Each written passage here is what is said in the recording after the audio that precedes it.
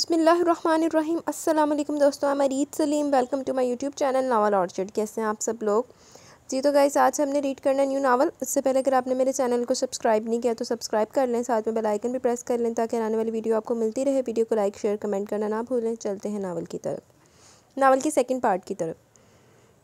Hospital shift करने की ज़रूरत नहीं है, दिमाग पर दबाव होने के बायस ये तवील बेहोशी है। जब दोबारा इसकी आंख खुली तो रज़ा के साथ एक डॉक्टर भी थे। मैंने दवाएं लिख दी, आप मंगवा लें, इंशाल्लाह ठीक हो जाएंगे। इसने हल्की सी आंखें खोली। यमीना को वॉशरूम से बाहर आते देख इसने फिर आंखें बंद कर ली। इस वक्त एक मुलाजिम के लिए दूध के साथ स्लाइस वगैरह ले आया था। आमिन प्लीज़ कुछ खा लें। इसने आमिन रज़ा का कंधा हिलाया तो इसने आंखें खोल दी और उठ बैठा। दवाई पिलाकर इसने इसे लटाया नहीं था बल्कि टेक लगा कर बिठा दिया। मुझे लेटना है, वो ज़िद्दी बच्चे के अंदाज में बोला। आप रात से लेटे हुए हैं। कल सुबह नाश्ते के बाद से आप मुसलसल कनूदगी में रहे। मैंने आपको संभालने की कोशिश की लेकिन मेरी कोई भी कोशिश आपको होश में ना ला रही थी। अभी मैंने आपके पापा को बताया तो वो आपको हॉस्पिटल शिफ्ट करना चाहते थे, लेकिन तभी आपको होश आ गया। यमीना की तफसील पर इसकी बंद होती आंखें झटके से खुली। इसी वक्त पापा अंदर आ गए। क्या बताया डॉक्टर ने पापा? वो मुतविश हुआ। टेंशन। रज़ा की नज़रें बेख्तियार यमीना की तरफ उठी जो हमेशा की तरह नज़रें झुकाए और सर उठाए बैठी थी। आप दवाई खा के आराम कीजिए, मैं ऑफिस जा रहा हूँ। चंद लम्हे बाद रज़ा चले गए। मैं 2 दिन बाद होश में आऊँ? वो बेयकीन हुआ। इसके सर में अचानक दर्द शुरू हुआ। इसने यमीना की तरफ देखा जो उंगलियों पर न जाने क्या गिनने में मसरूफ़ थी। फिर इसने गिनना मौकूफ़ करके इस पर फूंका और फिर गिनने लगे। इसके तेज़ी से हिलते होंठ कह रहे थे कभी इस पर दुआएं पढ़कर फूंक रही है। वो इसे देखता रहा। फिर एकदम इसे वहशत शुरू होगी। इसे तरन्नुम की बात याद आई जिसने कहा था अगर तुम इसके साथ है तो पागल हो जाएगा। इसने तो कुछ भी नहीं किया। फिर मैं क्यों इतना टेंस हो गया? इतना मुश्किल सवाल नहीं था, जवाब ज़मीर दे चुका था, मगर इसने इसे हमेशा की तरह चुप करवा दिया। चंद लम्हे बाद वो उठ खड़ा हुआ था और वो इस लम्हे कहीं दूर जाना चाहता था, यमीना से बहुत दूर। और फिर वो कमरे से निकल आया। इसकी हालत ऐसी नहीं थी कि वो ड्राइविंग कर पाता, सो वो लॉन में आ बैठा। इस लॉन की खुली हवा में रक्स करते दरख्तों के पत्तों ने, खुशनुमा से फूलों ने, चहचहाती चिड़ियों ने इसके असाब पर बेहतर असर किया था। इसे एहसास ही नहीं हुआ कि वो कब से वहाँ बैठा है। आमिन बेटा आराम करते कमरे में। रज़ा की आवाज़ पर वो चौंका। पापा आप कब आए? वो खड़ा हुआ था। अभी आया हूँ, तुम्हारी इतनी फिक्र हो रही थी कि बस मीटिंग अटेंड करके फ़ौरन आ गया। आमिन बेटा अपने कमरे में जाकर आराम करो। कुछ देर बाद रज़ा ने कहा तो उठकर अपने कमरे में आ गया। आवाज़ फिर तिलावत कुरान में मसरूफ़ थी। वो खामोशी से बेड पर बैठकर इसे सुनने लगा। इसे मफ़हूम समझ नहीं आ रहा था लेकिन दिल की कैफियत फिर भी अजीब होने लगी। कुछ देर बाद यमीना दुआ मांग कर उठी तो इसके सामने से गुजरते हुए एकदम रुकी। फिर इस पर फूंका। इसने चौंक कर नज़रें उठाई। वो आगे बढ़ गई थी लेकिन इसके चेहरे पर एक शरीर सी चमक इसने बखूबी देखी थी। आज मामा का प्लास्टर उतरा था और वो सब इसकी शादी के फंक्शन को डिस्कस कर रहे थे। कल इसकी मेहंदी की रस्म थी, परसों रुखसती और इसके अगले दिन वलीमे का फंक्शन था। इन सबको खदशा था कि यमीना मेहमानों के सामने कोई भी प्रॉब्लम क्रिएट कर सकती है। हाशिम ने साफ लफ्ज़ों में आमिन रज़ा से कहा था कि वो यमीना को अच्छी तरह समझा दे, कोई तमाशा न करे। जब भी दरवाजे पर दस्तक हुई आमिन ने चौंक कर दरवाजे की सिम देखा। यमीना आंखें बंद किए तस्बीह पढ़ने में मसरूफ़ थी। आमिन ने उठकर लॉक खोला। सामने मुलाजिम खाने की ट्राली लिए खड़ा था। तुम जाओ। आमिन रज़ा ने ट्राली अंदर खींची थी। मैं रख देता हूँ सर। मुलाजिम के लहजे की बेचैनी को इसने बखूबी महसूस किया। वो चौंक। इस करके मुलाजिम मनमानी नहीं करते थे। तुम जाओ सर। कौरमा रोटी बिरयानी और क्या मतलब, क्या बकवास कर रहे हो? मुझे सब दिखाई नहीं दे रहा जो तुम बता रहे हो? वो एकदम था। जी साहब। मुलाजिम खौफज़दा होकर वापस पलटा। आमिन कमरे में मुड़ा तो यमीना के चेहरे पर नागवारी थी। यकीनन इसे आमिन के इस लहजे में बात करना पसंद नहीं है। फिर यमीना ने उठकर खाना टेबल पर लगा और वो खाना खाने लगे। खाते खाते आमिन रज़ा यकलख चौंक उठा। यमीना सिर्फ कौरमा रोटी खा रही थी। वो बिरयानी, चिकन पीस और दूसरी चीज़ों को हाथ तक नहीं लगा रही थी। वो कुछ लब भेंचे से देखता रहा। ये चिकन पीस लो। इसने प्लेट इसकी तरफ बढ़ाई। यमीना खामोशी से खाना खाती रही। इसने चिकन पीस की तरफ हाथ नहीं बढ़ाया और वो इसी कौरमा रोटी के नवाले एक के बाद एक ले रही थी। यमीना ये कौरमा रोटी तुम्हारे अपने पैसों का है ना? वो दांत पर दांत जमा कर बोला था। यमीना चौंकी। वो हाथ का नवाला मुंह में डालना ही भूल गई। इसने लब भेजे थे। यमीना ये खाना तुम्हारे पैसों का है ना? वो इस पर चीख उठा। हाँ। इसने गहरा सांस लेते हुए एक और नवाला मुंह में डाल लिया। इसका लहजा बेखौफ था। आमिन सुलगी तो गया। इसका जनाटेदार थप्पड़ यमीना को उछलने पर मजबूर कर गया। आमिन रज़ा ने गुस्से से सालन की प्लेट उठाकर दीवार पर दे मारी। फिर वो उठकर बाहर निकल गया। यमीना को अपनी फिक्र नहीं थी। फिक्र थी इसे इस मुलाजिम की जो नरीन से पैसे लेकर इसके लिए खाना लाता रहा था। वो लब भेज कर आमिन रज़ा के पीछे बाहर है। तुम यमीना के लिए किससे पूछकर खाना लाते थे? वो मुलाजिम के सर पर खड़ा पूछ रहा था। मुलाजिम का रंग हल्दी की तरह पीला पड़ गया। तुम तनख्वाह मुझसे लेते रहे और वफादारी यमीना की करते रहे। आमिन प्लीज़ आप इन्हें कुछ मत कहें। वो दोनों के बीच आ गई। फिर किसे कहूँ? वो चिल्ला उठा था। जो कहना मुझे कहे। तुम्हें तो जो कहना वो बाद में कह लूँगा, फ़िलहाल इसे देख लूँ। इसने यमीना का बाजू पकड़कर साइड में किया। फिर आगे बढ़कर रिसीवर उठा लिया। एसपी तनवीर अली कहाँ हो यार? ज़रा घर आओ। एक बंदा तुम्हारे हवाले करना। ज़रा अच्छी तरह इसकी धुलाई कर दो ताकि आइंदा मुझे धोखा देने की हिम्मत ना करे। आमिन प्लीज़ ये जुल्म मत करें। प्लीज़ इसके छोटे छोटे बच्चों का ख्याल करें। मैं माफ़ी मांगती हूँ आपसे। मैं आपके पाँव पकड़ती हूँ। यमीना तड़प कर आके पड़ी और दोनों हाथ जोड़कर वो आमिर रज़ा के कदमों में बैठी थी। दूसरी तरफ एसपी तनवीर अली क्या कह रहा था आमिर रज़ा सुन न सका, वो मुतैयर सा रह गया। इसे अपने लफ्ज़ों पर शुबा वापस समझा कि वो यमीना को पुलिस के हवाले करने का कह चुका, लेकिन नहीं, वो इतनी अजीब लड़की थी कि पुलिस तो क्या वो किसी के भी हवाले से कर डालता तो वो कतई इसके आगे यूँ ना गिड़गिड़ाती। वो जिस मुलाजिम के लिए हाथ जोड़े बैठी थी, इसके अंदर एकदम एक उबाल सा उठा, वैसे घसीटते हुए वापस कमरे में लाया। तुमने 3 दिन तक मुझे बेवकूफ़ बनाया, तुम्हारी सज़ा ये है कि मैं अगले 3 दिन तक तुम्हारा खाना बंद कर दूँ। इसने से बेड पर फेंका, वो खामोशी से पड़ी रही। आमिर रज़ा वापस बाहर निकल गए, यकीनन ये कारनामा दूसरों को सुनाने गया था। ओए होए, अल्लाह अज़्ज़ा मुझे हिम्मत देना कि मैं इन गुमराहों का मुकाबला पूरे सब्र के साथ करूँ। मुझ पर कहीं शैतान को हावी ना होने देना, किसी मुकाम पर मुझे कमज़ोर मत करना। मेरे मालिक, वो अपनी जगह से हिले बगैर महवे मना चाहते हो कि दूसरी जानिब वो सब लोग जिससे कुछ ना कुछ तवक्का कर रहे थे और पिछले 3 दिन से इसकी खामोशी इसके इत्मीनान पर जैसे मायूस हो गए थे, अब जोशो खरोश से इसके खिलाफ बोले थे, सवाए शैला और रज़ा के। शैला तो रज़ा ने केड़ी नेकी खोल दी। अच्छा, शैला तो माँ दी, रज़ा सोरा। मैंने तुमसे पहले कहा था वो कोई ना कोई प्रॉब्लम क्रिएट करके इंसल्ट करेगी, आखिर इसने कर दिया ना हमें रुस्वा 2 टके के मुलाजिम के सामने। शुमाइला सख्त गुस्से में थी। मैंने पहले ही कह दिया था रज़ा कि मैं इस फेल का जिम्मेदार नहीं हूँ। वो करेगी क्या और तुम लोग भुगतोगे क्या? हाशिम हंस पे आरत भड़क रहे थे। तुम इसे तलाक क्यों नहीं दे देते? शैला ने कहा तो इसने सर उठा कर नहीं देखा। दे दूंगा तलाक, बल्कि ऐन रुखसती के लम्हे तलाक दूंगा। वो खड़ा हो गया। शुमाइला ने सुकून का सांस लिया और किसी को फ़र्क न पड़ा, लेकिन शैला धक से रह गई। अब तुम क्या तमाशा करना चाहते हो आमिर? रज़ा झंझला गया। पापा, मैं लम्हा लम्हा इसकी वजह से टॉर्चर हो रहा हूँ। अब इसे अज़ियत की इंतहा पर पहुँचाए बगैर नहीं छोड़ूंगा। वो बाहर निकल आया था। वापस जिस वक्त कमरे में आई, यमीना असर की नमाज़ पढ़ी थी। वो थम से बेड पर गिरा, इसका दिमाग माऊफ होने लगा। इसे शक तक ना हुआ और इस लड़की के हाथों बेवकूफ़ बनता रहा।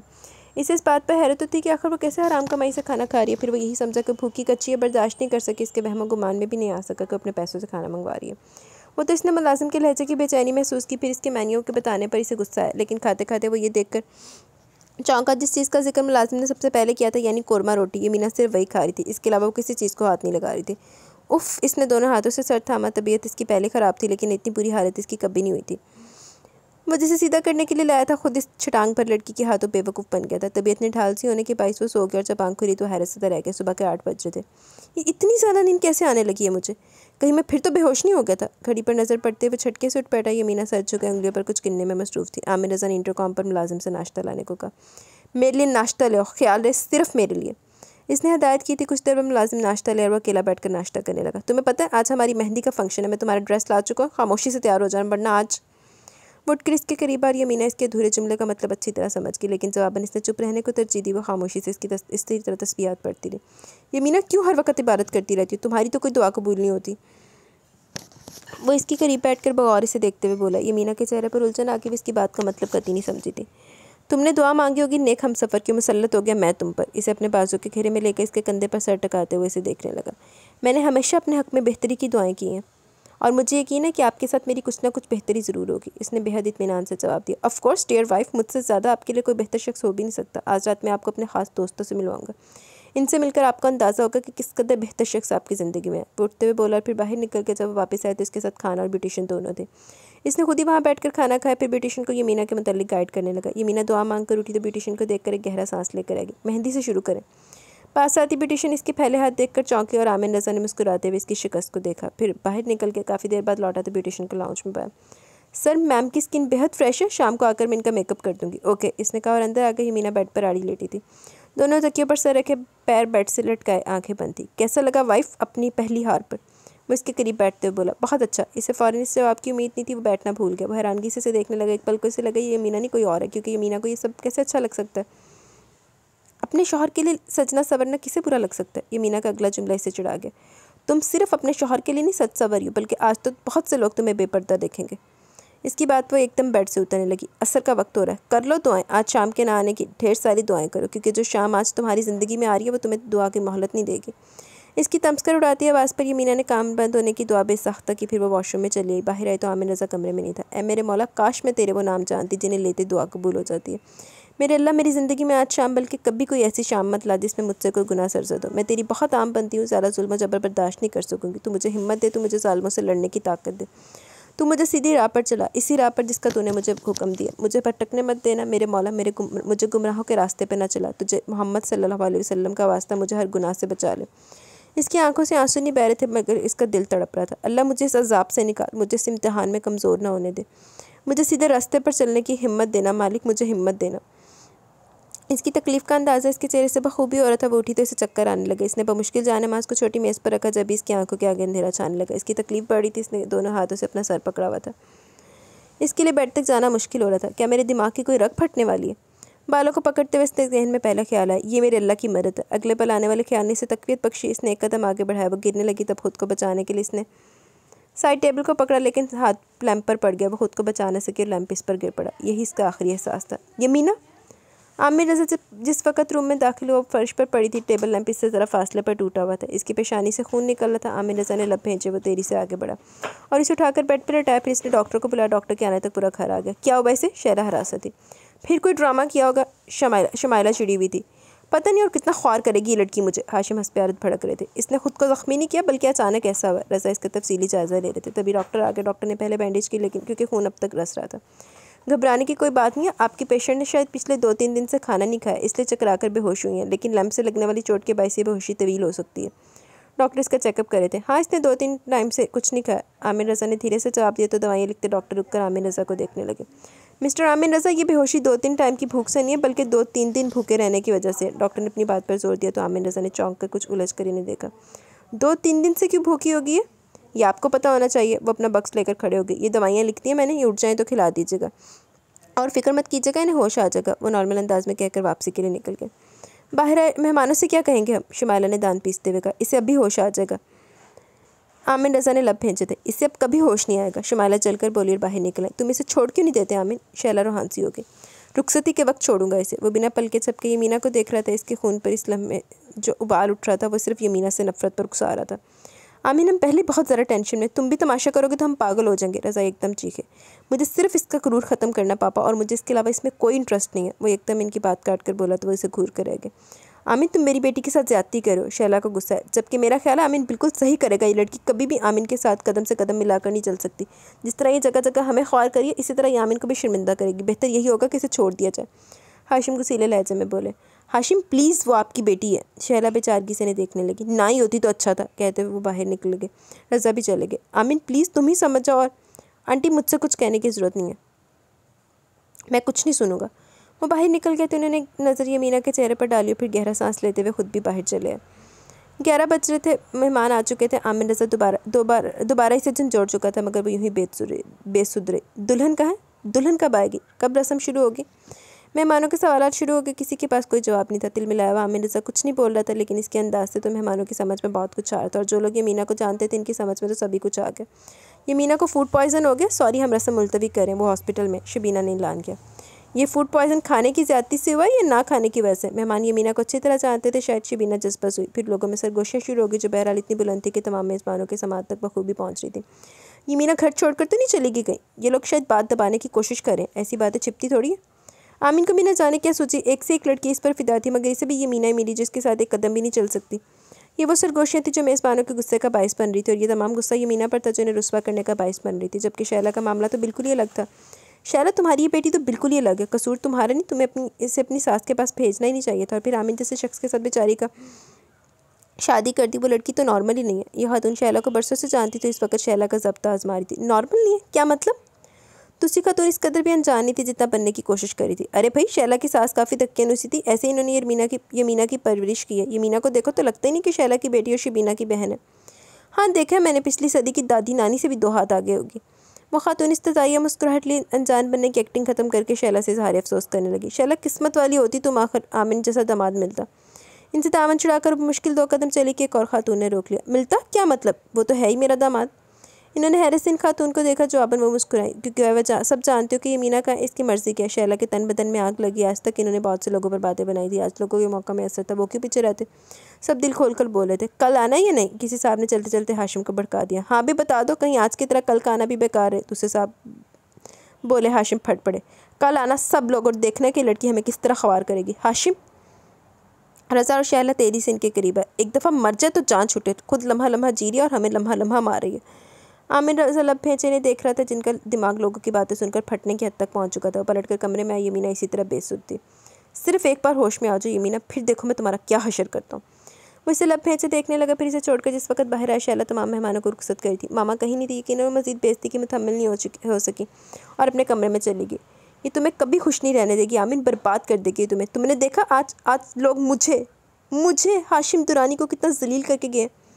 वो शराब के नशे में टूटते हुए जुमले बमुश्किल अदा करे थे। इसने शैला को बुलाकर इन्हें कमरे में ले जाने के लिए कहा, ये सब तुम्हारी वजह से हुआ आमिन, अगर तुम इसे पहले छोड़ देते तो आज हमें ये दिन नहीं देखना पड़ता। शैला ज़ुर्दा लहजे में कहती, वो मुश्किल हाशिम को अंदर ले से आ सकी। शैला बिल्कुल ठीक कह रही थी आमिन, तुम्हारी जिद की वजह से हम किसी से नज़र मिलाने के काबिल नहीं रहे। रज़ा तलखी से कहते हुए अपने कमरे की तरफ चले गए। आओ आमिन, तुम्हारा जहन फ्रेश करते हैं। ज़ीशान इसके करीब आया। Come on Amini. रज़ा हाशिम रज़ा वगैरह के दोस्त चले गए थे। अब यंग जनरेशन बाकी थी। डांस पार्टी अपने रूज पर थी। शराब और शबाब दोनों जमा थे, सो सभी लोग मदहोश थे। वो जहनी तौर पर इतना उलझा हुआ था कि इस पार्टी का हिस्सा नहीं बन सका और एक तरफ काउंटर पर बैठकर आहिस्ता आहिस्ता शराब के घूंट लेता हुआ इन सबको देखता रहा। तरन्नुम, शबीना, फुरकान, ज़ीशान और इनके फ्रेंड्स खुद इसके भी दोस्त महवे रक्स थे। तानिया कहाँ है? इसने इधर उधर देखा, फिर एकदम उठ खड़ा हुआ। इसी पर रोशी इसके करीब है। ए आमिन, कहाँ हो तुम?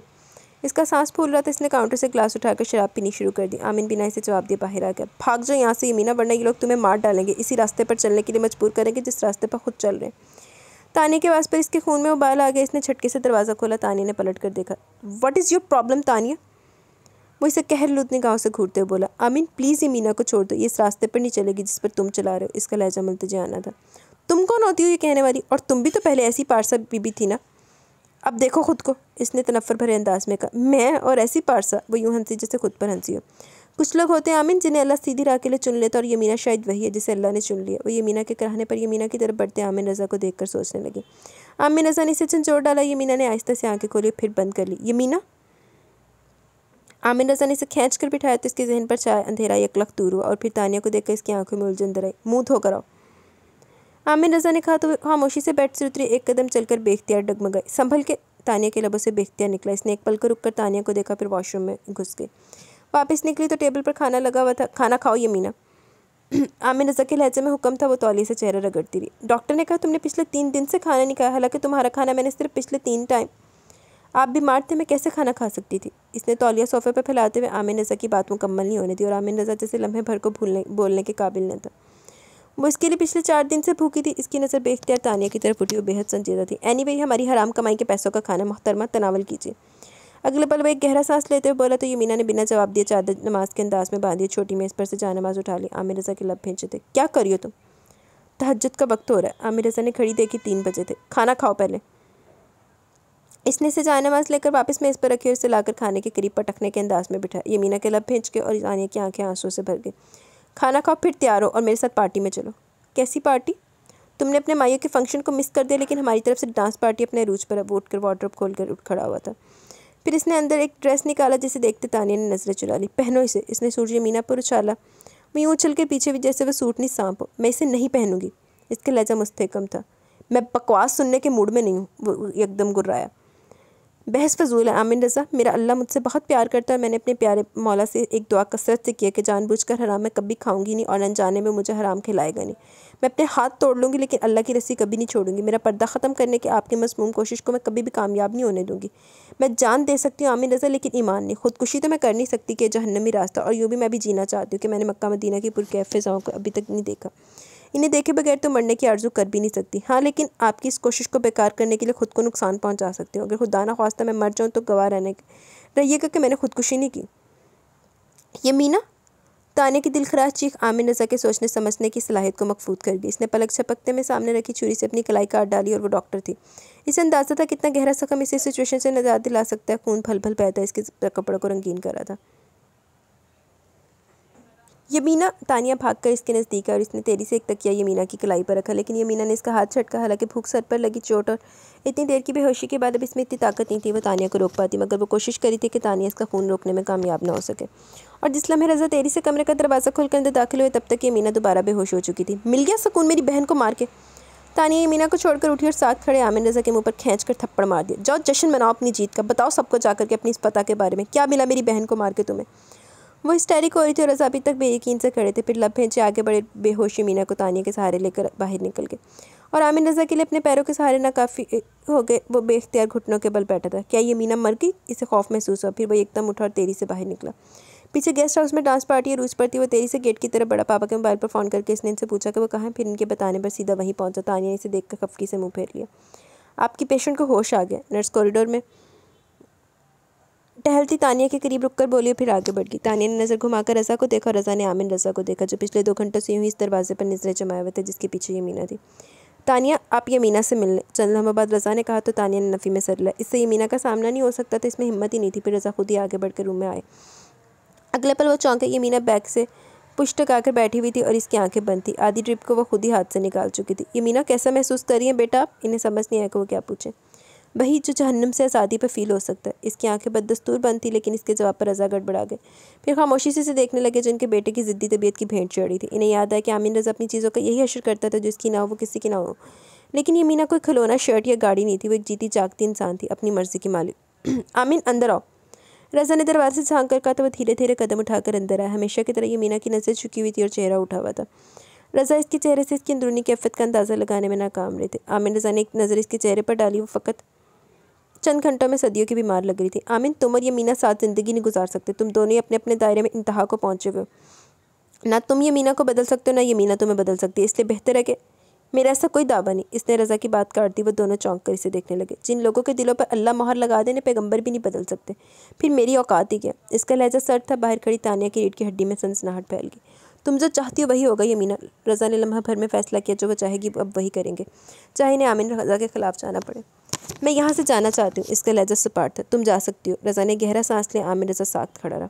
सच? इसने बेसाख्ता नज़र उठाकर रज़ा को देखा। इसकी आंखों की हैरत और बेयकीनी ने रज़ा को मंजमद कर दिया। वो जवाबन कुछ कह नहीं सके। वो तेजी से बेड से उतरी, यूँ दरवाजे की तरफ बढ़ी जैसे इसके पीछे कोई खूंखार दरिंदा लगा। दरवाजे पर पहुंचकर वो तानिया को देखकर ठिठक कर रुकी। इस पर एक मलामती नज़र डालकर वो आगे बढ़ती चली गई। तानिया पानी पानी होगी। इसकी आंखों से आंसू बेसाख्ता लुढ़ गए।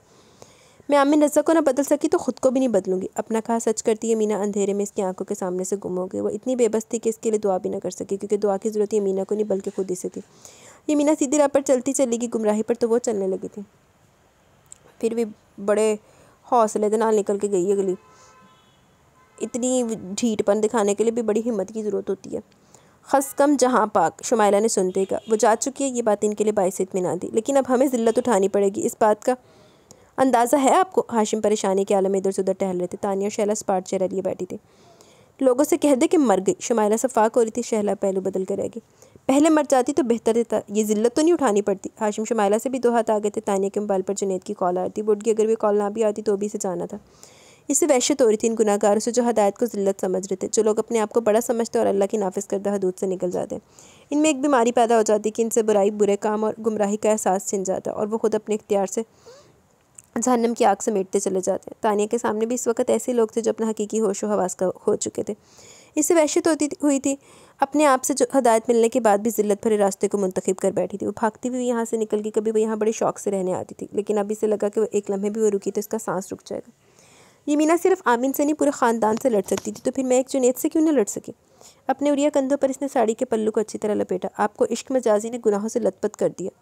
यमीना की आवाज़ कहीं करीब से उभरी। आंखों से आंसू रवा हो गए। मेरे अल्लाह, मुझे माफ़ कर दे। मैंने तेरी मोहब्बत की बजाय किसी और की मोहब्बत को दिल में रखा। मैंने तेरे खौफ की बजाय किसी और के खौफ को दिल में रखा।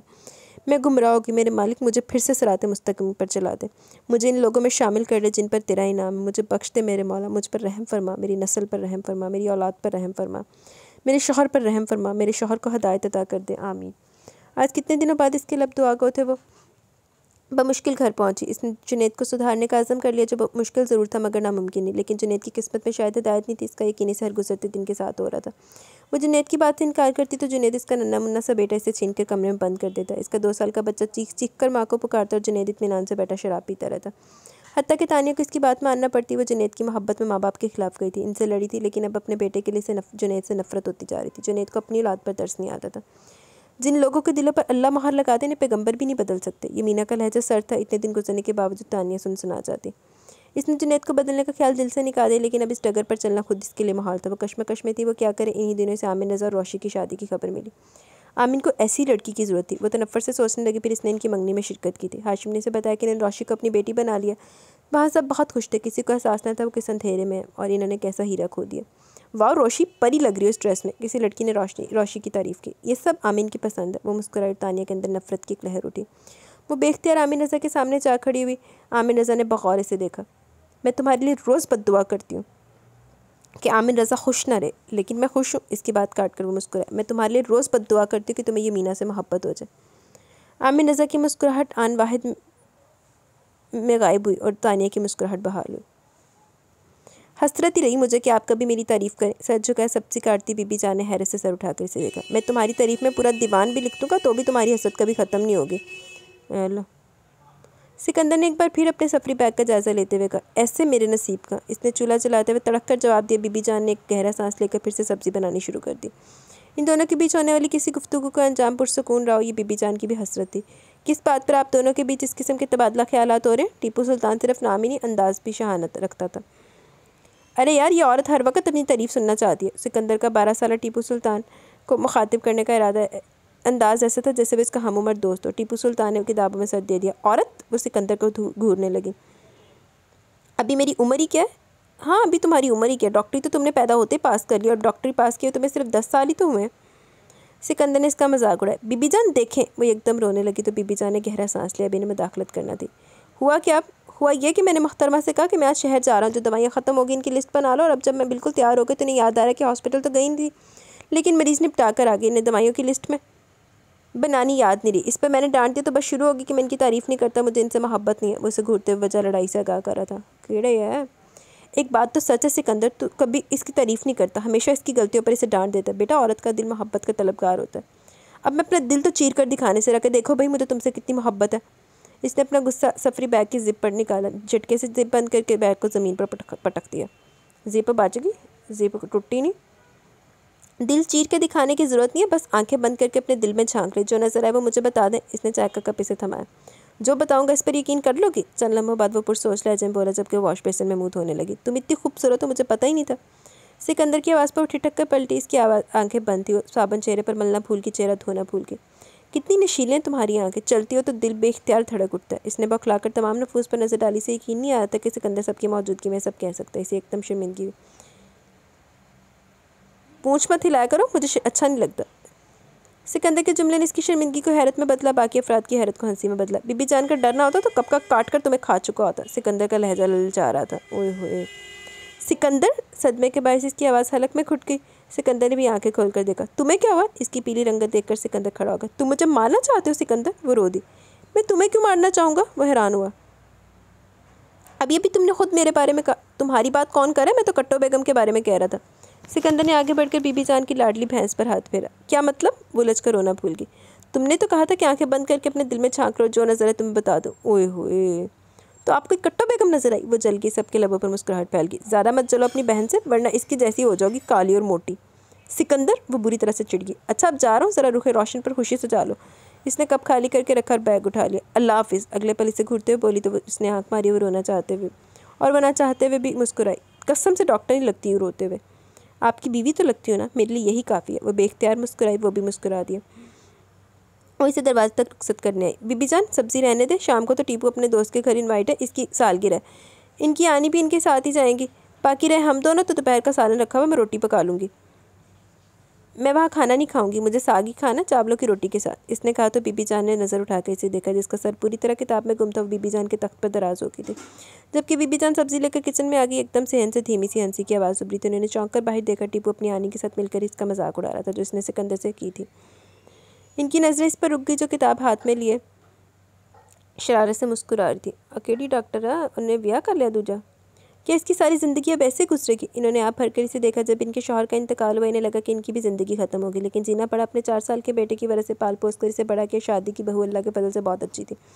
इनकी ज़िंदगी पुरसुकून गुजरी थी कि अचानक 1 साल टीपू को इनकी गोद में छोड़कर इनके बहू बेटे इस दुनिया से कूच कर गए, और इनका तो जैसे सभी कुछ बिखर गया। तो इनके भाई ने अपने घर लिया। फिर कुछ दिनों बाद इनकी पुप्पो तमसीला दुरानी आई और इन्हें अपने साथ ले गई। इनका बेटा हाशिम अमेरिका शिफ्ट हो गया था। वो बहुत अकेली थी। इन्हीं दिनों इनकी पोती यमीना दुरानी वहाँ आई थी, जो एक साइको केस बन चुकी थी। खौफ इसके हुस्न और बचपन दोनों को जैसे घुन लगा रहा था। तब इन्होंने पुप्पो के साथ मिलकर इसके दिल में खौफ खुदा पैदा किया, और इसमें तानिया ने भी इनका बेहद साथ दिया। पुप्पो ने इसे एक आलमा लगा दी थी, एक ट्यूटर लगा दिया था। काफ़ी दिन लगे थे इसे नॉर्मल होने में। पुप्पो ने इसे अल्लाह की याद में इतना मशगूल कर दिया कि इसे किसी और तरफ ध्यान देने का कभी ख्याल ही आया नहीं। और फिर कुछ दिन बाद वो वापस अपने भाई के घर आ गई। यमीना और पुप्पो अक्सर इनसे मिलने आती थी। यमीना कुरान पाक हिफ़्ज़ करने लगी। इन्हें सुनकर खुशी हुई। फिर यमीना 19 साल की थी कि पुप्पो की डेथ होगी, तो वो यमीना के लिए बहुत परेशान हुई, लेकिन वहाँ जाना से कि इनकी भावज की तबीयत ख़राब थी। फिर चंद दिनों में इनकी भावज इनका साथ छोड़ गई। इन पर घर की जिम्मेदारी आन पड़ी। यमीना इनके पास आई थी। यमीना बच्चे, मुझे तेरी तन्हाई से बहुत डर लगता है, तो अपने माँ बाप के पास चली जा। आप फ़िक्र मत करें बीबी जान, मैं तन्हा नहीं हूँ, अल्लाह है ना मेरे साथ। लेकिन दुनिया में रहने के लिए अपनों का साथ ज़रूरी होता है बेटा। लेकिन अपनों का साथ अच्छा होना भी तो ज़रूरी होता है बीबी जान। वो मुस्कुरा दी, फिर कुछ दिन रुक कर चली गई। सिकंदर डॉक्टर बन चुका था, वो इनका भतीजा था। ये मीना इस वक्त 20 साल की थी जब वो दोबारा आई। सिकंदर भाई, आप तो जानते मुझे मेरी मामा के फ्रेंड्स ने अडॉप्ट कर लिया था। मेरे इन मामा पापा के कत्ल से 2 दिन पहले पापा ने 1 करोड़ रुपए मेरे अकाउंट में जमा करवाए। मैं चाहती हूँ कि मामा पापा के साल सवाब के लिए वो रकम किसी को डोनेट कर दूँ। आप बताएं मैं क्या करूँ? तुम किसी वेलफेयर को डोनेट करना चाहती हो वो रकम? नहीं, मैं खुद स्कूल हॉस्पिटल वगैरह में वो रकम लगाना चाहती हूँ। और मुझे सबसे पहले इसी गाँव का ख्याल है, मैं यहाँ मुफ्त स्कूल और हॉस्पिटल बनवाना चाहती हूँ।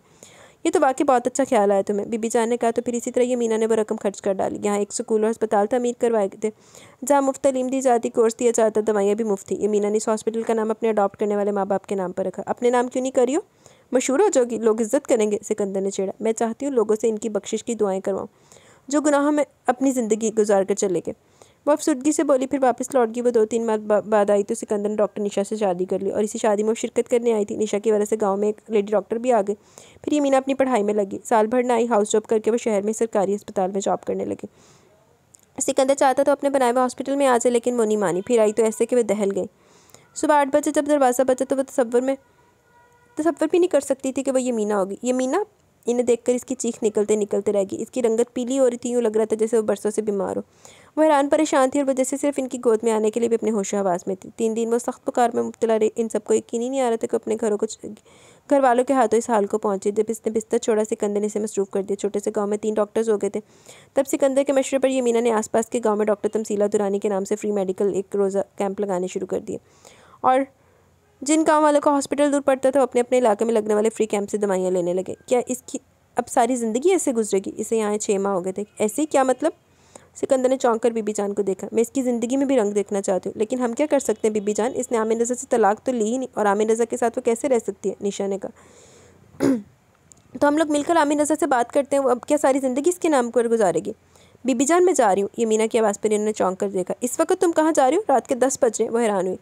मैं किसी हॉस्पिटल में जॉब करके किसी हॉस्टल में रह लूँगी। क्या मतलब? वो बखला गई। अगर आप आमिर रज़ा से मिली तो मैं बाकी ये घर छोड़कर चली जाऊँगी।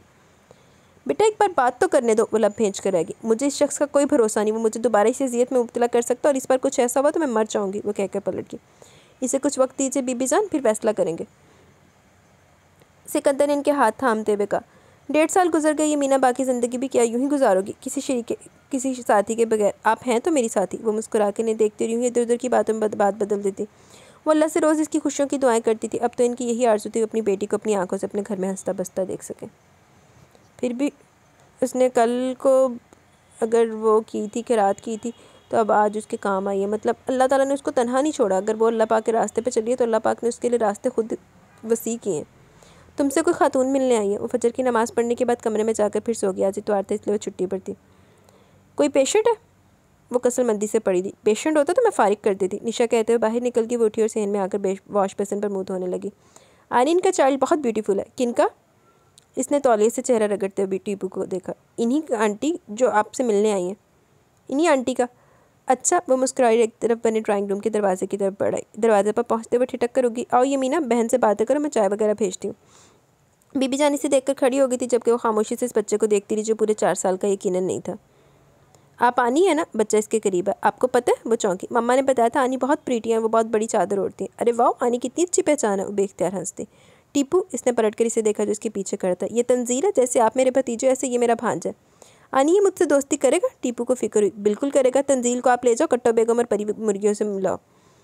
आओ मैं तुम्हें सबसे मिलवाता हूँ। मुझसे दोस्ती करोगे ना? टीपू ने इसका हाथ थाम कर पूछा। तंजील ने इस बात में सर लाया तो फिर टीपू से ले गए।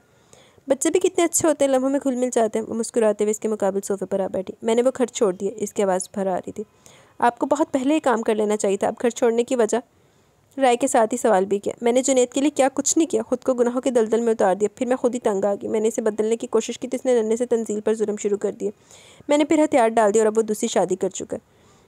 वो रोने लगी। ये मीना ने तासुफ से इसे देखा। इसे जुनैद की दूसरी शादी के मतलब सुनकर कोई दुख नहीं हुआ, बल्कि इसे खुशी हुई कि तानिया जुनैद का साथ छोड़कर आ गई। वो गुमराही के रास्ते से पलट आई। इसके दिल को यकगोना सुकून मिला। ये मीना, मैं तुमसे बहुत शर्मिंदा हूँ। इसकी हिचकियाँ बंद गई। मुझसे शर्मिंदा मत हो, अल्लाह से माफ़ी मांगे। इसने उठकर तानिया को गले से लगाया और इसके आंसू साफ किए। मैं पिछले 6 माह से जुनैद से अलग और मुझे पागलों की तरह तलाश करा। आखिर मैं इसका कैश हूँ। वो तलखी से बोली। कल वो बिल्कुल मुझ तक पहुँच गए। मैं बमुश्किल तंजील को लेकर वहाँ से निकली। मुझे सिर्फ तुम्हारा ख्याल है कि तुम तक जुनैद का तसव्वुर भी नहीं पहुँच सकता। लेकिन आपको किसने बताया कि मैं यहाँ हूँ? वो चौंकी।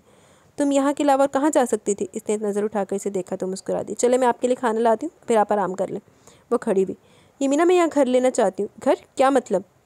वो हैरान होकर इसे देखने लगी। मैं कहाँ रहूँगी? वो सवालिया नज़रों से इसे देखने लगी। हमारे घर पर होगी, और कहाँ रहोगी? बीबी जान निशा के साथ खाने का सामान लिए अंदर दाखिल हुई। ये आपकी मोहब्बत है बीबी जान, लेकिन प्लीज़ मैं पुरसकून नहीं रहूँगी। प्लीज़ मेरी मजबूरी को समझने की कोशिश करें, इसने बेचारगी से कहा। ठीक है, यहाँ एक घर बिक रहा है, आप चाहें तो इसे खरीद लें, लेकिन आपके पास पैसे? वो रुकी। क्या आप जुनैद के पैसे लेकर? वो जुनैद के पैसे नहीं है, मेरे बाप के घर को बेचकर जुनैद ने मेरे अकाउंट में रखे थे। मैं सिर्फ वही रकम साथ लाई हूँ। तानिया ने इसकी बात काट दी तो मुतमिन सी होगी। तुम मेरे साथ रहोगी। अगला हुक्म सादर हुआ तो वो मुस्कुरा दी।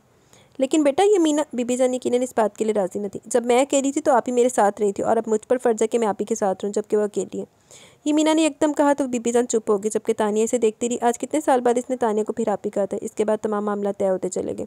तानिया ये मीना और तंजील को लेकर अपने घर शिफ्ट होगी। जुनैद से इश्क में इसकी मेडिकल की पढ़ाई अधूरी रह गई थी, इसलिए अब इसने स्कूल में टीचिंग कर ली थी। लेकिन शाम को मनीषा के साथ हाउस जॉब करने लगी थी। वाओ आनी, वेरी फ़नी। वो अभी भी नहाकर निकली थी। तौलिए से बाल खुश करके बाद इसने बालों को यूं ही खुला छोड़ दिया और पलंग पर बैठकर वेलफेयर की जमाशुदा रकम को ठिकाने लगाने के लिए हिसाब करी थी। ये वेलफेयर सिकंदर ने अपने बाबा के नाम पर बनाया था। इसमें वो लोग बेरोज़गारों के लिए और गरीब बच्चियों की शादी के लिए काम करते थे। अब तो इन्होंने एक नया प्रोजेक्ट शुरू कर दिया था, गाँव की औरतों को घर पर रोज़गार मुहैया करने का। गाँव की औरतों के पास इतना हुनर था, इतना इन्हें मुआवजा नहीं मिलता था। सिकंदर के बहुत से दोस्त अब इन्हें डोनेट करते थे, और वो सब सिकंदर के प्रोफेसर डॉक्टर अदनान भट्ट साहब की मेहरबानी थी। ज़्यादा तादाद तो इनके पास आने वाले इनके शागिर्दों की थी, जो हर लम्हा हमदाद को तैयार रहते। और औरतों के लिए इस नए प्रोजेक्ट के अखराजात भी इनका ही एक शागिर्द उठा रहा था, और यमीना इस प्रोजेक्ट पर पूरी तरह घनचक्कर बनी हुई थी, क्योंकि सिकंदर सिर्फ शहर से ऑर्डर लाया था, लेकिन तमाम डीलिंग यमीना को करनी थी। और इस प्रोजेक्ट के शुरू होने के बाद तो सिकंदर ने खुद ही फ्री कैंप लगाने शुरू कर दिए थे, और वो खुद एक डॉक्टर की बजाय छोटी सी बिजनेस वूमन बन गई। ओए गंदे बच्चे, क्या देख रहा है? यमीना ने रजिस्टर एक तरफ रखकर इसे गोद में उठा लिया। आपने इतने बड़े बड़े हेयर कहाँ से खरीदे? आपको क्यों बताऊँ? वो इसे गुदगुदाने लगी। मैं मामा के लिए खरीदूंगा। वो इसकी गोद में चढ़ उतरा और इसकी बात पुष्ट पर आकर इसके बालों को दोनों हाथों में पकड़ लिया, फिर इन्हें अपने हाथों पर लपेट लिया। यमीना को एक झटका लगा। किसी याद ने जहन का दरवाज़ा थड़थड़ाया तो वो साख्त रहेगी। क्या हुआ यमीना? तानिया इसका सफ़ेद पड़ता चेहरा देखकर हैरान हुई। कुछ नहीं। इसने लरसते हाथों से बालों का जूड़ा बना लिया, पास पड़ा, दुपट्टा ओढ़ा और बमुश्किल अपने हाथों को अपने ज़हन को इस रजिस्टर पर लगा सकी। तंजील कहाँ? बीबी जान ने पूछा। आज जो यमीना के पीछे लग गया था वो इसे साथ ले गई है। तानिया इनके पास ही बैठ गई। निशा इस वक्त नमाज़ पढ़ी थी। तानिया, यमीना को देखकर मुझे हौल उठने लगते हैं। तुम्हारे पास तो फिर भी तंजील है, तुम्हारे बुढ़ापे में साथ देगा, जीने का सहारा। वो तो बिल्कुल अकेली है। मैं सोचती हूँ कि रामिन से बात करें और इसे तलाक दे दे तो भी। बीबी, कितने ख़ानदानों में इसका रिश्ता मिल सकता है? बीबी जान ने तानिया को एक नई सोच दे दी। वो सारी रात सोचती रही, सुबह तक एक फ़ैसला कर चुकी थी। दूसरे दिन स्कूल से वापसी पर तानिया के कदम पीसीओ को देखकर खुद ब खुद रुक गए। धड़कते दिल और लरसते हाथों से आमिर रज़ा का नंबर डायल करने लगी। येस, आमिर रज़ा स्पीकिंग। मुझे तलाक चाहिए, इसने खट से कहा, लेकिन आमिर रज़ा के मुतालबे पर इसे गुस्सा हो गया। आमिर रज़ा के पहचान लेने पर वह साख्त रह गई। ऐसे ही तुक्के मारा होगा। फ़ोन बंद करते वो उलझकर पीसीओ से बाहर निकली थी। कहीं कोई मुसीबत न खड़ी हो जाए मीना के लिए। लब भेजते हुए इसने सोचा। तानिया, क्या वो खैरियत? यहाँ क्या करी हो? अचानक सिकंदर मिल गया। वो निशा के साथ शायद मार्केट जा रहा था। घर चलो, फिर बताती हूँ, इसने कहा। फिर बीबी जान के पास वो तीनों आ गए। ये क्या कर दिया तुमने? निशा ने सुनते ही बोली। हमसे मशवरा तो कर लेती। सिकंदर ने इसे घूरा। सही किया इसने। अब ये तो तय हो गया ना कि वो मिलने के बाद तलाक देगा। बीबी जान बोली। ये वो कभी तलाक नहीं देगा। बीबी जान जो तानिया की हरकत से पुरसकून थी, चौंक कर निशा को देखने लगी। क्यों? अगर इसे तलाक देनी होती तो मिलने का तकाजा क्यों करता? तानिया ने फ़ोन पर तलाक देने के लिए कहा तो फ़ोन पर ही तलाक दे देता। सिकंदर की बात पर तानिया ने लब भेज लिया। मिलकर देखते हैं, मिलने में क्या हर्ज है? बीबी जान तैयार थी। हर्ज ये है कि वो एक बार फिर ये मीना के लिए मुसीबत बन सकता है। निशा ने कहा तो बीबी जान और तानिया अंदर से दहल गई। मुसीबत बन सकता है नहीं, बल्कि मुसीबत बन चुका है। क्या मतलब? सबने चौंक कर सिकंदर को देखा। इन अक्लमंद खातून ने गांव के पीछे से इन्हें फ़ोन किया। वो भी अक्लमंद ही होंगे। नंबर की तहकीकात इंक्वायरी से करवा लेगा। इस गांव का नाम पता चला तो वो सीधा यहाँ पहुँचेगा, और फिर खुद को अगर स्टॉप पर भी डॉक्टर यमीना दुरानी का कज़न कह दिया तो दरवाजे तक हाथों हाथ पहुँचाया जाएगा। डॉक्टर यमीना दुरानी लोगों के इतने काम आती है, अब लोगों का भी ये फ़र्ज़ बनता है कि इसके किसी रिश्तेदार को बिना किसी तकलीफ़ के इसके घर तक लाएं। और कुछ दिनों बाद वह तानिया बीबी का दरवाज़ा बजा रहा होगा। प्लीज़ सिकंदर। वो बुरी तरह खौफजदा हो गई। निशा और बीबी जान भी चुप सी होगी। अल्लाह करे वो कभी भी यहाँ ना आ सके। इसकी बेसाख्ता दुआ पर निशा और सिकंदर मुस्कुराए। वो घर आके दरवाज़ा बजता तो यूँ खौफजदा होकर दरवाजे को देखती जैसे आमिर नज़र आ गया। इसकी परेशानी यमीना ने 2 दिन में भांप ली। क्या बात है? किसी खास बंदे को आना जो आप बार बार दरवाजे की तरफ देख रही हैं? अभी दरवाज़ा बजा था, इसीलिए तो देख रही थी। वो गड़बड़ाई। दरवाज़ा नहीं बज रहा, आपके कान बज रहे हैं। वो मुस्कुराई। अब बताएं क्या परेशानी है? कुछ खास नहीं। वो उसे टालने लगी। खास ना सही, आम नहीं सही, लेकिन परेशानी क्या है? ओफ़ो यमीना, कुछ नहीं। वो उठकर किचन में आ गई। फिर एक हफ्ते बाद माल तैयार करवा के जिस दिन शहर भेजा और तमाम लोगों को इनके काम का मुआवजा दिया, कितनी दुआएं अपने दामन में समेटी थी इसने। इन गरीब लोगों की, इन गरीब गुरबत के मारों को घर बैठे 2 वक्त की रोटी मिलने लगी। वैसे जितनी दुआएं देते कम था। इस माल के चक्कर में कई दिन हो गए थे। इसने फ्री कैंप नहीं लगाया। इसने रात ही सिकंदर से अपने लिए कैंप लगवाने को कहा। कल आराम कर लो, परसों लगवा देगा कैंप सिकंदर। बीबी जान का लहजा हतमी था, वो चुप हो गई। बाकी थकन भी बहुत हो रही थी। फजर की नमाज़ पढ़ के तानिया नाश्ता बनाने लगी, जबकि वो तिलावत कुरान करती रही। फिर नाश्ता करके तानिया तंजील को लेकर स्कूल चली गई। पहले तो बेमकसद पूरे घर में घूमती रही, फिर जाकर कमरे में बैठकर किताबें पढ़ने लगी। तानिया ने अपने घर को बेहद स्टाइलिश अंदाज में सेट किया हुआ था। यहाँ भी यमीना की किताबों के ढेर थे। ये किताबें इसे बहुत से लोगों ने गिफ्ट की थी, जिनमें से बाज़ इसने अभी तक नहीं पढ़ी थी। ओफो, इस लाइट को भी अभी जाना था। पंखा बंद होते हुए झल्लाई। किताब बेहद दिलचस्प मोड़ पर थी और ऐसे में गर्मी लगनी शुरू हो गई और उठकर नहाने चली गई। वापस आई तो चाय की तलब होने लगी, लेकिन वो यूं ही लेटी रही। किताब पढ़ते पढ़ते जाने कभी से नींद आ गई। शौर का पहला एहसास सर में दर्द करता और दूसरा किसी की मौजूदगी का। जब से तंजील ने इसके इतने लंबे बाल देखे थे, तानिया के पीछे पड़ गया था कि इसे भी इतने लंबे बाल खरीद कर दे दिए जाए और इसके बालों को अपने सर पर फिट करने की भी कोशिश की जाती थी। ओए होए, माँ सदके चली जावे। तंजील यार, मामा से को चाय बना दे। धीरे धीरे इसके बालों में सरसराती उंगलियाँ एकदम रुकी थी। कुछ देर बाद इसे फिर अपने बेहद बहुत ज़्यादा करीब किसी की मौजूदगी का एहसास हो। वो तंजील नहीं था, वो तानिया नहीं थी। वो कौन था? इसने झटके से आंखें खोली। इसका सांस ऊपर का ऊपर, नीचे का नीचे रह गया। वो साख नज़रों से आमिर रज़ा को देखेगी। यार वाइफ, सुना था कि लोग घोड़े गधे बेचकर सोते हैं, लेकिन आपकी अनायत के हमने देख लिया। 2-3 बेल्स थी मैंने, पर आप सचमुच घोड़े गधे बेचकर सो रही थी। फिर तानिया के पास गया, चाबी लाकर दरवाज़ा खोला। अभी बैठे भी नहीं पाया था कि मोहतरमा ने चाय का ऑर्डर कर दिया। पकड़ो, तुम्हारी चाय ठंडी हो जाएगी। इसने कप इसकी तरफ बढ़ाया। तुम चाय पियो जब तक मैं शुक्राने के नफल पढ़ लूँ कि तुम्हें सही सलामत अपने रूबरू देख रहा हूँ। माँ सदके जाए, काया पलट गई जे। वो कप इसके हाथ में थमा कर उठ गया। स्टैंड से जाए नमाज उठाई और नीयत बांध ली। यमीना साख थी, कप इसके बेजान हाथों से गिर गया। इसे होश ना था, सिर्फ इसकी आंखें आमिर रज़ा के साथ हरकत कर रही थी।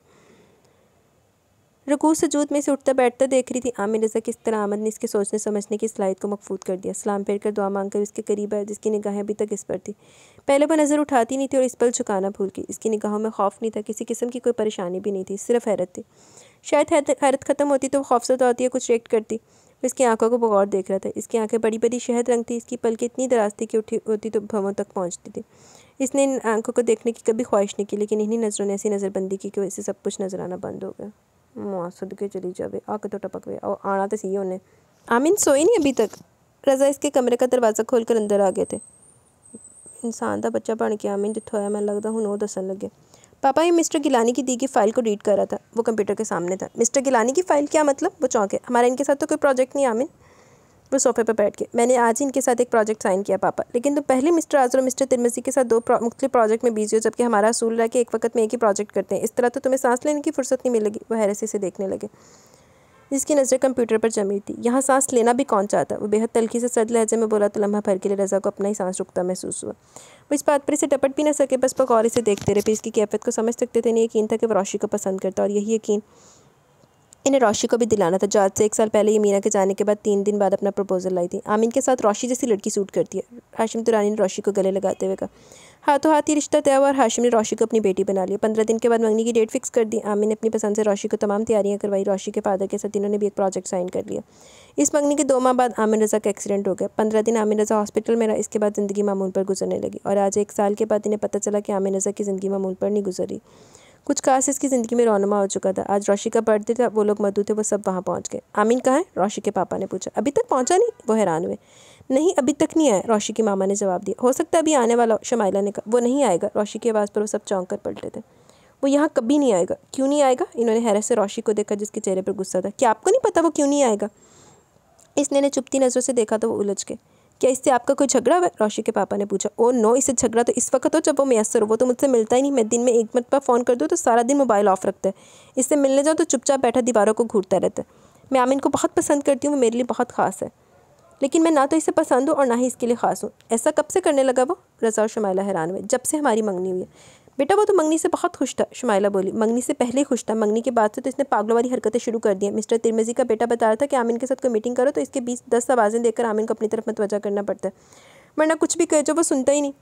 6 माह पहले मैं इसे ज़बरदस्ती एक पार्टी में ले गई थी। पहले तो किसी बुत की तरह बैठा रहा, ना हल्ला गुल्ला डांस किया, और बाद में काउंटर पर की तमाम शराब की बोतलें तोड़ डाली और चीखता चिल्लाता पार्टी छोड़कर चला गया। रज़ा साख नज़र से रोशी को देखने लगे। शायद वो मेंटली डिस्टर्ब है। आप इसके साथ ज़्यादा से ज़्यादा वक्त गुजारो, इसे समझने की कोशिश करो, आखिर इसके साथ क्या प्रॉब्लम है? रोशी के पापा ने कहा। मैं पिछले 10 माह से इसे बर्दाश्त करी हूँ, वो पागल हो चुका है। आप इसका इलाज करवाएं, ये अंगूठी भी ले जाएं। मैं किसी पागल से शादी नहीं कर सकती। इसने अपने हाथ से डायमंड रिंग उतार कर शुमाइला के हाथ में थमा दी। रज़ा लम्हे पर रुके बगैर फ़ौरन पलटे थे, जबकि शुमाइला और बाकी फैमिली रोशी के माँ पापा के इशारे पर रुक गए। रोशी के पेरेंट्स इतनी बड़ी पार्टी को खोटना नहीं चाहते थे। इन्होंने रोशी की इस बचकाना बात की माफ़ी मांगी, उसे समझाने का यकीन भी दिलाया। शुमाइला को खुद भी रोशी पसंद थी। इन्होंने रिंग वापस नहीं ली, बल्कि आमिन को समझाने का यकीन दिलाया। आमिन घर पर? इन्होंने 2-3 बार इसके मोबाइल पर कॉल करने के बाद घर के नंबर पर कॉल की तो मुलाजिम ने बताया कि साहब घर पर है। वो सीधे घर पहुंचे। आमिन घर कब आए? इन्होंने चौकीदार से पूछा। मामूल के टाइम पर। रोज़ किस टाइम घर आते हैं? वो चौंके। सर 5 बजे। सर 5 बजे आमिन घर आ जाता है? वो हैरत से रह गए। फिर बाद में कहीं जाता है? नहीं, इसके बाद घर में ही रहते हैं। चौकीदार ने इन्हें अजीब नज़रों से देखते हुए जवाब दिया। यकीनन इनके आमिन के बारे में तफ्तीश से हैरान हो रहा था। वो लब भेज कर अंदर आ गया। वो लाउंज में बैठा हुआ था। इन्होंने इसे पुकारा, मगर वह हनूस टीवी पर नजरें जमाए बैठा रहा। जहाँ बच्चों का पसंदीदा चैनल कार्टून नेटवर्क लगा हुआ था, इन्होंने आगे बढ़कर टीवी ऑफ कर दिया। लेकिन इनकी हैरत की इंतहा न रही जब आमिन रज़ा की पोजीशन में कोई तब्दीली नहीं आई। आमिन? इन्होंने आगे बढ़कर इसका कंधा हिलाया तो इसने चौंक कर इन्हें देखा और फिर उठ खड़ा हुआ। पापा आप क्या कर रहे थे तुम यहाँ? अंदर ही अंदर इनकी हालत गैर हो रही थी। वो इस हफ्ते में 2-3 बार तो मिलते ही थे, फिर उन्होंने पहले से ऐसा गुमसुम कभी क्यों नहीं देखा। इसकी हालत कब से ऐसी थी? इन्होंने क्यों नोट नहीं किया? कुछ नहीं करा था। आज रोशी की बर्थडे पार्टी तुम गई नहीं? वो इसे बकौर देखते हुए बोले। मुझे कुछ काम था। पार्टी तो अभी शुरू हुई और इस वक्त तुम फारिग हो। वो इन तफसीलात में नहीं गए कि इसे क्या काम था, क्योंकि वो जल्द से जल्द इसके अंदर उतरना चाहते थे। तुम तैयार होकर आ जाओ, फिर हम दोनों चलते हैं। मुझे नहीं जाना और आप वहीं से आ रहे। इसने इनके बारे में बताया। आज रोशी के लिए अहम दिन है। इसने तुम्हारी गैर मौजूदगी को माइंड किया और इसका कहना है कि तुम इसे बिल्कुल भी टाइम नहीं देते। बेटा थोड़ी मसरूफियत कम करो और इसे टाइम दिया करो। मुझे नींद आ रही है। इसने कदम बढ़ा दिया। वह साख्त रह गया। आमिर रोशी ने एंगेजमेंट ख़त्म कर दिया। इन्होंने इसे अपने तई झटका दिया। इसे यही करना चाहिए था। वो पलटे बिना बोला और चला गया। वह हैरत से रह गया। इसकी नज़र में इस मंगनी की इतनी अहमियत भी ना थी कि वो एंगेजमेंट रिंग उंगली में डाले रखता। वो वहीं सोफे पर बैठ गए। काफ़ी देर बैठे रहे, फिर उन्होंने इसे खुले लफ्ज़ों में बात करने का सोचा। इसके कमरे में चले। आमिन सोए नहीं अभी तक? वो कंप्यूटर पर नजरें जमाए बैठा था और अंदर चले आए, फिर सोफे पर बैठ गए। लेकिन इसके जुमले ने बोलने के काबिल भी नहीं छोड़ा। वो क्यों सांस नहीं लेना चाहता था। आमिन क्या बात है बेटा, तुम कुछ डिस्टर्ब हो? इन्होंने पूछा, लेकिन जवाब वो चुप रहा। आमिन रज़ा के जुमले ने इन्हें डिस्टर्ब कर दिया था। आमिन बेटा पापा से नहीं कहोगे? वो इनका बहुत लाडला था, इन्हें बेपनाह अजीज़ था। इन्होंने और शुमाइला ने हमेशा तरन्नुम और ज़ीशान पे इसे फ़ौक़ियत दी थी। बहुत प्यार करते थे वो अपने छोटे बेटे से। वो खड़े होकर इसके करीब है। आमिन प्लीज़ बेटा मुझे बताओ क्या परेशानी है? रोशी भी तुम्हारे लिए कितनी फ़िक्रमंद है, तुम ऐसा क्यों कर रहे हो? क्या प्रॉब्लम है बेटा? प्लीज़ अपने पापा को बताओ। इन्होंने इसके कंधे पर हाथ रखा तो बेख्तियार इनसे लिपट गया। वो मेरे लिए परेशान नहीं है पापा, वो मेरे लिए फ़िक्रमंद हो ही नहीं सकती, क्योंकि वो मुझसे मोहब्बत नहीं करती पापा। इसकी आवाज़ भारी हो रही थी। ऐसी बात नहीं है बेटा, वो तुमसे प्यार करती है, इसे तुम्हारी फ़िक्र है, वो चाहती है कि तुम भी इससे मोहब्बत करो। इसे टाइम दो, इसके साथ घूमो फिरो। इन सब में मोहब्बत नहीं है पापा, मोहब्बत इनमें कहीं नहीं है। मोहब्बत ये है पापा कि अगर मुझे सांस ना आए तो जीना इसे भी दोबर लगे। जैसे ये मीना, मैं 2 दिन बीमार और वो खाना नहीं खा सकी क्योंकि मैं होश में नहीं था, तो इसके हलक से कुछ नहीं उतर सका। वो रुका था। इसकी आवाज़ अब भर आ रही थी, लेकिन रज़ा के किसी ने परखचे उड़ा दिए। या मीना। इनकी आवाज़ हलक में फंस गई। आमिन ने इनसे अलग होकर रुख फेर लिया। आमिन तुम? ये मीना? वो हैरत रह गई। वो मुझे बहुत याद आती है पापा, बहुत याद आती है। जब मौजूद थी तो मैं इसे तंग करता था, और जब चली गई तो वो मुझे तंग करती है। वो मुझे जीने नहीं दे रही पापा, वो मुझे जीने नहीं दे रही। वो बेड पर सरक कर रोने लगा। आमिन ये सब क्या है? वो मुश्किल बोले। मुझे नहीं पता, मुझे कुछ नहीं पता पापा, लेकिन मुझे ये मीना की निगाहें जीने नहीं देती। मैंने इन निगाहों को देखने की कभी ख्वाहिश नहीं की, लेकिन अब वही निगाहें मुझे कुछ करने नहीं देती, कुछ भी नहीं करने देती वो निगाहें मुझे। वो रो रहा था और मुतहय्यर से इसे देख रहे थे। मैं ड्रिंक नहीं कर पाता, किसी पार्टी में नहीं जा सकता, मैं रोशी से या किसी लड़की से मिल नहीं सकता, मैं शॉपिंग और होटलिंग के नाम पर पैसा बर्बाद नहीं कर सकता। हत्ता कि पापा मैं अपने पैसों से खाना नहीं खा सकता, क्योंकि ये सब मीना की निगाहों में हराम था, और इसकी निगाहें मुझे कुछ करने नहीं देती पापा। इसने अपने दाएं हाथ की पुश्त से बारी बारी दोनों गालों पर से आंसू साफ किए। रज़ा को लगा इन्होंने आमिन रज़ा की प्रॉब्लम जानने में बहुत देर कर दी। वो बेदम होकर इसके बेड के किनारे पर टिक गई, तो इसने मुड़कर इन्हें देखा, फिर आकर इनके कदमों में बैठ गया। आपको हैरत हो रही है ना पापा? इसकी आंखें भीग रही थी। शायद आपको शौक पहुंचा। मैं जितना डिस्टर्ब हूँ पापा, आप तसव्वुर भी नहीं कर सकते। जब आपने इसे जाने के लिए कहा तो वो चली गई। मैं चुप रहा था ना पापा। मुझे तस्दीक चाह रहा था अपनी खामोशी की। ये खामोशी मेरी ज़ुबान पर नहीं पापा, मेरे अंदर की थी। फिर मैं घर आ गया। कमरे में आते मुझे एक कमी का एहसास हुआ, इसकी कमी का। पापा जब फ़कत 5 दिन में मेरे साथ रही थी, मुझे ये मीना की कमी का एहसास हुआ पापा। हालांकि मुझे तो खुद पर जानिसार कर देने वाली लड़कियों का कभी ख्याल तक नहीं आया, फिर ये मीना की कमी का एहसास क्यों हुआ मुझे? मैंने सर छटक कर इसके आसार से खुद को बाहर निकालने की कोशिश की थी। इसके तीसरे दिन रोशी अपना प्रपोजल आई और आपने कबूल कर लिया। मैं सब कुछ भूलकर रोशी को शॉपिंग करवा रहा था। जिस रोज़ हमारी मंगनी थी, बाद में इसी रोज़ मेरी गाड़ी ख़राब हो गई। वहीं करीब में मस्जिद थी। वो जुमे का दिन था। मैंने ड्राइवर को फ़ोन करके दूसरी गाड़ी मंगवाई और इसके इंतज़ार में मुझे वहाँ रुकना पड़ा। नेक औरतों के लिए नेक मर्द और बद औरतों के लिए बद मर्द, नेक मर्दों के लिए नेक औरतें, बद मर्दों के लिए बद औरतें। ये अल्लाह ने कुरान में फरमाया। तो खुशकिस्मत है वो मर्द जिसे नेक औरत मिली। मस्जिद में खुतबा दिया जा रहा था। गाड़ी ख़राब होने पर झंझलाकर बड़बड़ाती मेरी ज़ुबान एकदम खामोश हुई। तब मुझे एहसास हुआ पापा कि मेरे अंदर तो बहुत देर से खामोशी थी, शायद इस दिन से जिस दिन ये मीना मुझे छोड़ गई थी। कुछ देर बाद ड्राइवर कार ले आया और मैं घर आ गया। शाम को मेरी मंगनी थी। मैंने रोशी को देखा। पापा वो मेरी फियांसी बनने जा रही थी, मेरी शरीक हयात बनने वाली थी, मगर गले का हार किसी और मर्द के बनी हुई थी। खुशकिस्मत है वो मर्द जिसे नेक औरत मिली। मैंने इमाम की आवाज़ को छटकते हुए रोशी को एंगेजमेंट रिंग पहनाई। रोशी ने मुस्कुराकर मुझे देखा। मेरे लब पर तो खामोशी रही, मगर अंदर की खामोशी छनाके से ख़त्म हुई। रोशी की आंखें स्याह थी और वो आंखें जो लम्हा भर के लिए उठी थी वो किस कलर की थी। खुशकिस्मत है वो मर्द जिसे नेक औरत मिली। नेक औरत दुनिया में मिलने वाला इनाम है। इसकी आंखों में हया थी, इसकी आंखों में शर्म थी जो रोशी के पूरे वजूद में कहीं नहीं थी। इन निगाहों ने इसी पल मुझे अपने हसार में ले लिया। फिर इसके बाद मैं लाख चाहने के बावजूद इसे झटक नहीं सका। इन निगाहों से बचने के लिए मैं पता नहीं क्या क्या करता रहा, मगर वो नज़रें मुझ पर से हटती नहीं थी। शराब की बोतल निकालता, ग्लास में डालता और जब मुँह तक लेकर जाता वो निगाहें मुझ पर जम जाती और मैं ना चाहते भी ग्लास को दीवार पर दे मारता। लड़कियों से मिलता, इनके साथ कुछ वक्त गुजारने के लिए मामला तय करता और जब वहाँ पहुँचता तो वो निगाहें मुझ पर जम जाती है। मैंने चाहते भी वहाँ से भाग गया था। मैं सूरत हाल से 2 माह में परेशान हो गया। मुझे सुकून चाहिए था, लेकिन यमीना मुझे सांस भी नहीं लेने दे रही थी। इस रोज़ मैं एक दोस्त की पार्टी में गया था, वहाँ मैं एंजॉय करना चाहता था, मगर यमीना इसकी निगाहें मुझे खुश होने नहीं दे रही थी। मैं ज़रा सी देर रुक कर वापस आ रहा था, मैं एंजॉय नहीं कर सका। मैंने झंझलाकर जानबूझकर अपनी कार सामने से आते ट्रक में दे मारी। मैं यमीना की निगाहों से बचना चाहता था, मैं इससे बचना चाहता था। आमिन, वो बेयकीनी से देख रहे थे कि मैं न जाने कब से इस तकलीफ़ में मुब्तला था और अपने लाडले से बेखबर थे। जब तक मैं हॉस्पिटल में था रोशी मुझसे मिलने रोज़ आती थी, लेकिन याद मुझे यमीना आती थी और अब मैं इसको याद झटकने की कोशिश नहीं करता। मैं जब बीमार था तो इसने खाना पीना भी छोड़ दिया, हालांकि वो मेरे साथ रहना भी नहीं चाहती थी और रोशी मेरी मोहब्बत की दावेदार होकर घंटा 2 घंटा मेरे साथ गुजारने को अपनी मोहब्बत का इजहार समझती थी। फिर वो क्या था पापा जो यमीना के साथ मुझे मिला था? इसे मुझसे मोहब्बत नहीं थी, तब भी इसकी दुनिया मुझसे शुरू और मुझ पर ख़त्म थी। अगर इसे मुझसे मोहब्बत होती तो कैसी होती? खुशकिस्मत है वो मर्द जिसे नेक औरत मिली। नेक औरत दुनिया में मिलने वाला इनाम है। वो मेरा इनाम थी पापा, जिसे मैंने खो दिया। मैंने अपना मेडल खो दिया पापा। अपनी हर चीज़ को बाहिफाजत रखने वाला आमिर रज़ा अपनी हस्ती का सुकून खो चुका है। वो अपनी यमीना को खो चुका है, वो अपनी मोहब्बत खो चुका है। आपने ठीक कहा था, आपने बिल्कुल ठीक कहा था पापा के कहीं वो तुम्हें सीधा ना कर दे। इसने मुझे सिर्फ सीधा ही नहीं किया, पागल भी कर दिया। इन नज़रों ने जिन्हें मैंने कभी देखा ना नहीं चाहता, मुझे पागल कर दिया। मुझे कुछ सोचने समझने के काबिल नहीं छोड़ा। इन नज़रों ने मुझे देखने के भी काबिल नहीं छोड़ा। ये सहर इस वक्त मुझ पर क्यों तारी नहीं हुआ जब वो यहाँ थी? अब वो यहाँ से चली गई तो क्यों मुझे सिता रही है? क्यों जीना दुश्वार करी है मेरा? वो रोए जा रहा था। तुम इसे वापस ले आओ आमिन। इन्हें यमीना पसंद थी, बिल्कुल इनकी माँ की तरह। वो अपनी माँ का सिखा हुआ सबक कब का भूल चुके थे, नेकी और हदायत का रास्ता भूल चुके थे, पैसे के चकाचौंध में अंधे हो चुके थे। अगर आमिर नज़र बदला था तो वो इसका साथ देने के लिए तैयार थे। वो यहाँ वापस नहीं आएगी। इसका लहजा बहुत टूटा हुआ था। तो तुम यहाँ से चले जाओ। पापा की बात पर इसने हैरत से नहीं देखा। वो ज़िंदगी जो यमीना जी रही है तुम्हारे लिए मुश्किल होगी, लेकिन सुकून भी इसी ज़िंदगी में मिलेगा। हम जहाँ सफ़र करें वो अंधेरा है आमिर, क्योंकि रोशनी तो वही है जहाँ यमीना की तरह मैं भी अपनी फैमिली को छोड़ दूँ? इसने इनसे पूछा। ये शायद खुद से कहा था। रज़ा का दिल डूबा, वो इन्हें बहुत अजीज़ था। इसकी जुदाई बर्दाश्त कर ही नहीं सकते थे। बताएं ना पापा कि यमीना की तरह मुझे भी अपने घर वालों को छोड़ना होगा। इसने अपना सवाल दोहराया तो रज़ा की रंगत सफ़ेद पड़ गई। तुम घर वालों को बदल भी तो सकते हो, वो थके थके लहजे में बोले। क्या आपको लगता है मेरे घर वाले बदल सकते हैं? इसने नज़र उठाकर इन्हें देखा। मैं हर तरह से तुम्हारा साथ दूंगा। वो रोशनी भरे रास्ते पर हदायत की राह में इसके साथ चलने के लिए तैयार थे। वो बेख्तियार इनसे लिपट गया। अभी इसे इस रास्ते पर चलना था जो दुश्वार ज़रूर था, लेकिन हस्ती का सुकून इसी रास्ते में था। जी तो गाइज़, यहाँ पे हमारा सेकंड पार्ट अपने इख्तिताम को पहुँचा। कैसे लगा आपको नावल का ये पार्ट? अपनी राय का ज़रूर इज़हार कीजिएगा। कल इंशाल्लाह इस नावल को एंड करेंगे। अभी जल्दी से कमेंट सेक्शन की तरफ चलते दैन वीडियो का एंड करेंगे। लेविस सैलॉन ज़बरदस्त, thank you Levis salon. Rabia Khan, थू है ऐसे मर्दों पर जो बिज़नेस में सक्सेस पाने के लिए अपनी बीवियों को इस्तेमाल करते हैं। बिल्कुल ठीक कहा आपने। लानत बेशुमार ऐसे लोगों के ऊपर।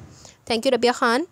Abu Bakar Shawal, nice novel, thank you Abu Bakar Shawal. Anees Pano, बहुत ही ज़बरदस्त है, अगले एपिसोड का बेचैनी से इंतज़ार रहेगा। Thank you dear, welcome dear Anees Pano. Levis Salon, कमाल एंड मज़ा आया, thank you Levis Salon. Mahnoor, nice novel, thank you Mahnoor. Mahnoor, nice novel. ये घर वालों को शादी की बड़ी जल्दी होती है, लेकिन शादी के लिए ये क्यों बताया क्यों नहीं? बात तो सच है मगर बात रुसवाई की। Thank you Mahnoor. ज़ैनब अशरफ, बहुत प्यारा नावल था, लेकिन मुझे लगता है कि माँ को अपनी बेटी को शादी करने से पहले इनको कुछ समझ बूझ देनी चाहिए, क्योंकि हर आदमी सुबहान जैसा नहीं होता। इनफैक्ट 100 में से कोई 10% ही होंगे ऐसे। अल्लाह सबकी बच्चों के नसीब अच्छे करे, आमीन सुम आमीन। थैंक यू ज़ैनब अशरफ, बिल्कुल ठीक कहा आपने। महानूर, बहुत अच्छा नावल था, थैंक यू महानूर। तैयबा अशरफ, ज़बरदस्त नावल आप भी, thank you very much Tayyaba. जी तो गाइस, यहाँ पे हमारा कमेंट सेक्शन भी अपने इख्तिताम को पहुँचा। तो कैसा लगा आपको आज का नावल बताइएगा ज़रूर। इंशाल्लाह जल्द मिलेंगे इसके लास्ट पार्ट के साथ। तब तक के लिए अपना बहुत सारा ख्याल रखें, दुआओं में याद रखें। अल्लाह हाफिज़।